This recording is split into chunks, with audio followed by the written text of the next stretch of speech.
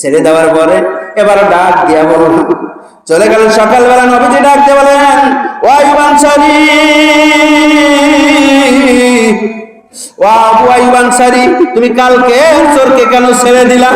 বলছে, নবীজি ওই লোকটা অসহায় মানুষ, গরিব মানুষ, কিছুদিন খাই নাই, বেশ কিছুদিন খাইতে পারে নাই, এজন্য উনি চেয়েছেন দিয়েছি, উনি নিয়ে গেছেন।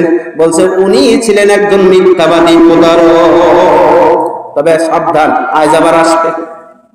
নবীজি বলেন, তাই? নবীজি কথা শুনে সাহাবী বলছে, তাই আজ আবার আসবে? বলে হ্যাঁ। বলছে আজ ছাড়াছাড়ি নেই। ঠিক একই সময়ের জন্য একই অবস্থায় এবার কি করলেন ভাইরা আমার, বন্ধুগণ আমার, তিনি কি করলেন? ডিউটি পালন করতেছেন।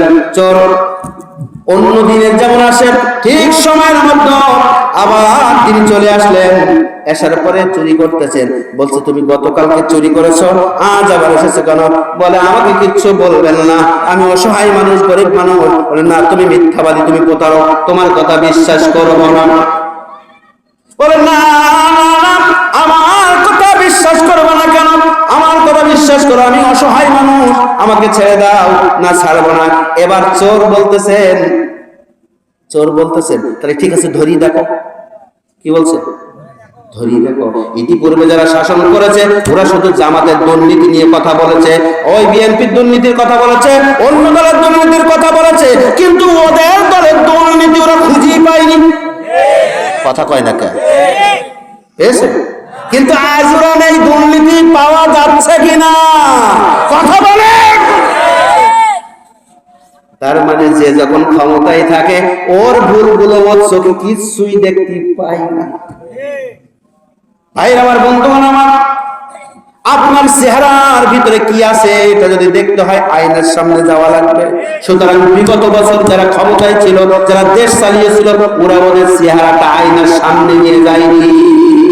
আরে নিয়ে যাবে কি করি? যখনই আমরা আয়না হয়ে সামনে দাঁড়াইছি, আয়না ভেঙে টুকরো টুকরো করে গুলি করি। মানে ওদের ভুল যেই ধরতেছি, এই ভুল সেই ভুল, এরা রাজাকার, এরা ওই, ওরা ওই, ওরা ওই, গুলি কর। করছিস, শিখে নিলেন। এবার পরের দিন নবীজির কাছে ঘটনা বর্ণনা করলেন। নবীজি ডাক দিয়ে বলেন, আবু আইয়ুব আনসারী, তুমি কেন আপনাকে ছেড়ে দিয়েছো? হুজুর, সে আমাকে কোরআন শিক্ষা দেবে বলেছিল, এই জন্য তাকে ছেড়ে দিয়েছি। সে আমাকে শিক্ষা দিয়েছে কোরআন কারিমের আয়াতুল কুরসি যদি পাঠ করি ৭০ জন ফেরেশতা আমার সম্পদ, আমার বাড়ি গাড়ি যা আছে সব কিছু তিনি তারা পাহারা দিবে। বলছে ওই চোর যে দোয়াটা শিখাইছে ওটা সত্য, তবে মিথ্যাবাদী। কি তাহলে চোর বিপদে পড়লে মাঝে মাঝে কি বলে? ভালো কথা বলেন। কথা কর না, জোরে বলেন। কি বলে? চোর বিপদে পড়লে মাঝে মাঝে কি বলে? ভালো কথা বলে। ইতিপূর্বে এক শ্রেণীর মানুষ তারা বলেছে, এই জামাত ইসলাম বলেন, হুজুর বলেন, টুপিওয়ালা বলেন, দাড়িওয়ালা বলেন, এদেরকে বিশ্বাস করা যাবে না, এরাই সব থেকে আসল, বাংলাদেশ ধ্বংসের মূলে এরাই আছে, আলেমদের দেখতে পাই না। এবার লাস্ট পর্যায়ে দেখলো সব আলেমদের পক্ষে চলে যাচ্ছে, তখন বলছে আমরা আলেমদের পক্ষে আছি, আমরা জান্নাত দিতে পারবো না, কিন্তু প্রত্যেক পরিবারে একটা করে ফ্যামিলি কার্ড দেব। কি দিবে?